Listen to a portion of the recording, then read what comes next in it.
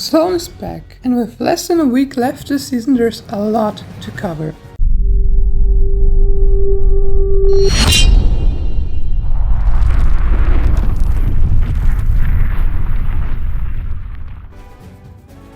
Sloan is still alive, and apparently she has left the imagined order.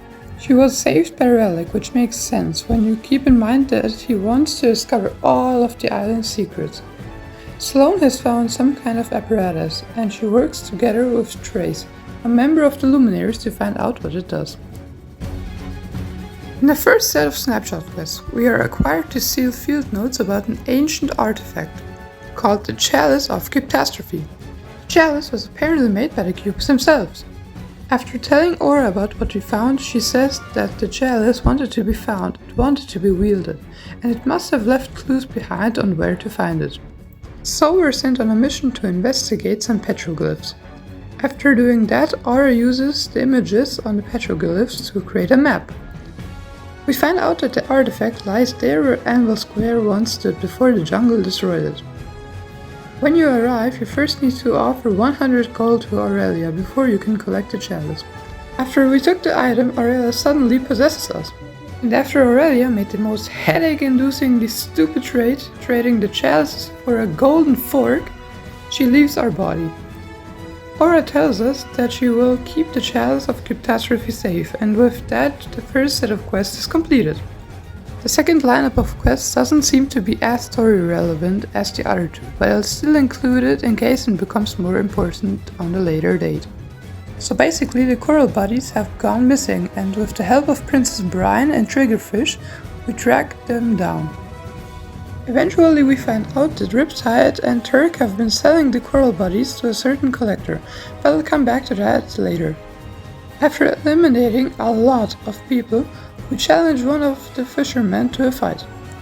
And after winning, we rescue the coral bodies who are hidden in a cave and bring them back to Triggerfish, and just like that the second set of quests was completed as well. And now for the final part, Dr. Sloan tasks us with recovering schematics that once belonged to Stellan and are now in the hands of Stingray, kept hidden in a maze. After finding and delivering the schematics to Sloan via the satellite terminal at the Citadel, we are instructed to find kinetic ore to supercharge the apparatus and activate it. A long time ago, an ancient civilization lived in the jungle. They worshipped the last reality with murals of what seems to be the cube's cradle and a character who I speculate to be either this character or a completely new member of TLR, and to further back up this theory, the cube's runes are on the apparatus. They weren't just worshippers though.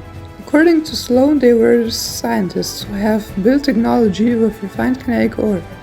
One of these inventions was the apparatus. We don't know what exactly it does, but according to Sloan it could put an end to an enemy who I think almost certainly is the last reality. A few days ago, the apparatus started a stellar projection, where you can see the sun with the moon overlapping it. Which brings us to the next theory. An eclipse happens when the moon overlaps the sun, and it seems like this is exactly what's happening here. Another important thing. If you talk to Era as Triarch Nox, she mentions a character called Triarch Aurora, and that Nox is hiding from her. And now coming back to the whole thing from before, this is the reason why I'm uncertain about this character's identity. Because she could be the character from the mural, or she could be Triarch Aurora.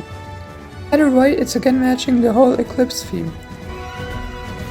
Over at Creaky Compound, there is a desk with files and the Stark Industries logo on them. Since it hasn't been removed in over 2 months, I think it's very possible that Marvel is returning, especially with the leaked Marvel x Fortnite comic called Order Restored. Next season will be spy/heist themed. A lot of content creators have been receiving strange pictures of an eclipse with a note saying, "Thank you for the addition to my collection, Kayla Thorne." I think this might be the same character who tried to buy the coral bodies. The first teaser we've got was Fortnite changing their profile picture to this. The next day we've got this picture right here. So it seems to be the HQ of the new agency. Right off the bat you can see a crescent moon or eclipse, and that seems to be the logo of this faction.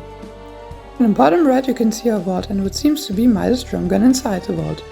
And on the top left you can see the vault from a different angle. There have been other images showing this location in more detail.